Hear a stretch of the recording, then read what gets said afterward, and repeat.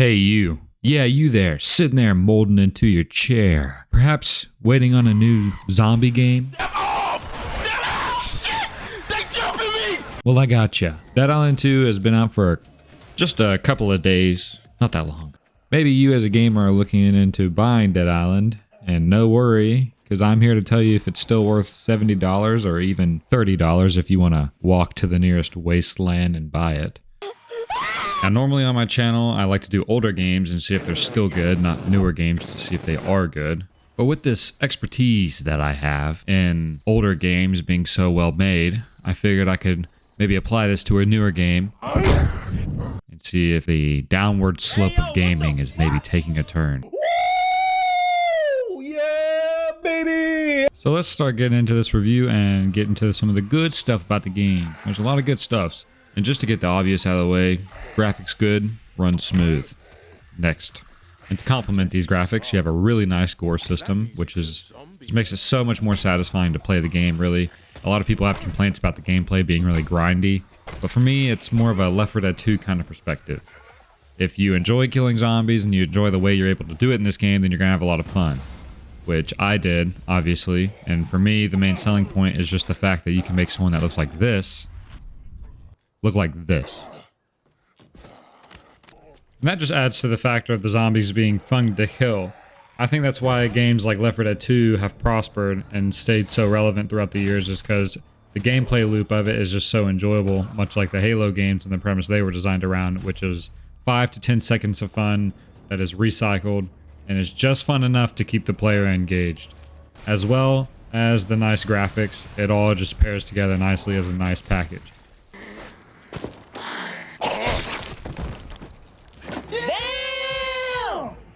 Next, we're going to get on with the character that you're stuck with throughout the game. Hello! Unlike new games that seem like the script was written by an old, decrepit man trying to sound hip and appealing to the youth, it's more making fun of the disconnected type belief that people would probably have in a modern age of zombie apocalypse, especially if you live in LA, being around content creators and influencers. We are going to be so famous when this goes live! To help the player fight through the game as well, you can level up to unlock skills and find better weapons. In the last Dead Island, it didn't really feel like the weapons were all that different, as well as it didn't really feel like the skills mattered too much and didn't make much of a difference, especially whenever you had a certain playstyle. They weren't very accommodating towards each individual. In this game, you can tone in and select exactly which cards you want to help you play the way you want to play. This also gives the game a lot of replayability, where you can experiment with different styles and different cards and different combinations, adding a lot more longevity to the game. And speaking of longevity and replayability, the setting is got a lot to offer. There's so much stuff to do in LA, and it is the perfect setting for a zombie apocalypse. There are plenty of dumb influencers and actors to meet and greet with throughout the game. And like I said, it's not really in your face, dumb over the top, like it's trying to appeal to young people. It's honestly kind of believable, like someone having to make an apology video for making a joke about the virus or face being canceled by the media. It felt like a nice breath of fresh air every time you stepped into a new area as well. The plethora of side quests and people to meet is almost always enjoyable, and you get some cool stuff out of helping these people as well, so it's not just you doing it for nothing. You actually get some pretty decent weapons along the way, like this AR I got from this. Gone. Finally feeling like all the... With the locations, quests, and people, there's also a lot of zombie variety.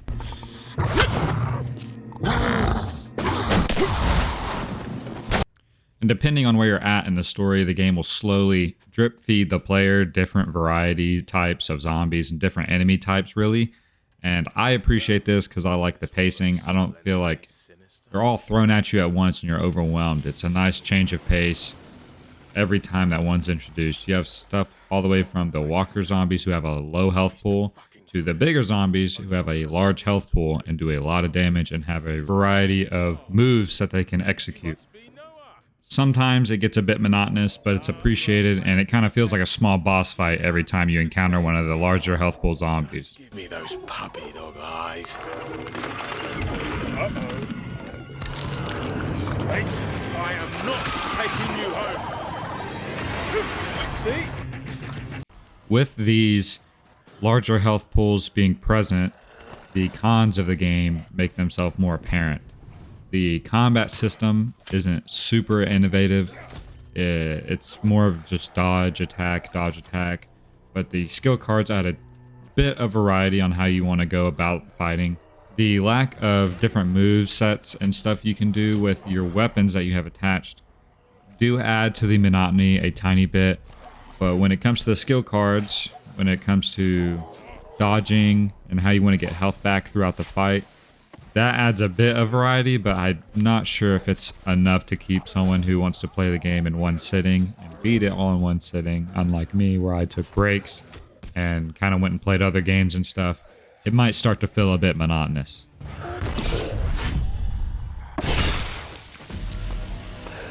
Now, the inability to innovate could be attributed to the fact that the game was produced by 4 different game studios being handed off from one to another over a span of about 14 years. And you'd think with them having the time of 14 years to do something, that they would have found anything that works any remotely better than this. But like I said, this is extremely personal preference, because for me, I never got bored because the way I thought of it was just fun to kill the zombies and to see the gore engine at work.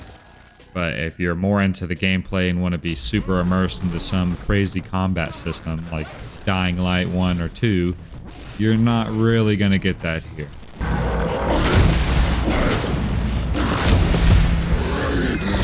At the end of the day, I have to answer the question of if I think the game is worth $60 full price. If I was to consider the pros and cons, the pros outweigh the cons in some areas. But that being said, just because a game does what a game should do and it works well, does that make it worth $60?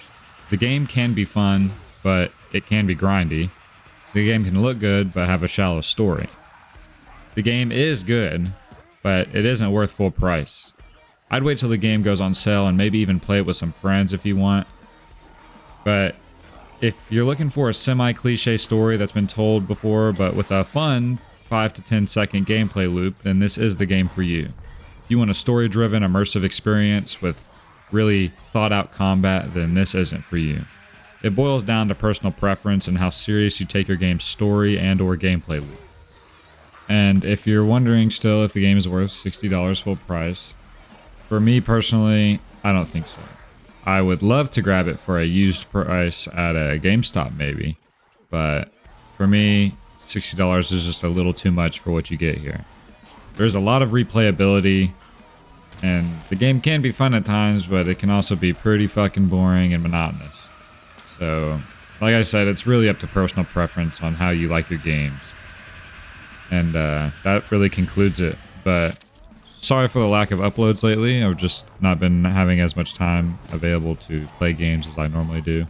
I will definitely be doing a Starfield video whenever that comes out, and maybe a little something small again in between. But until next time, I hope you guys all have a beautiful week, month, or year, whatever you decide, and I'll see you guys next time. All right.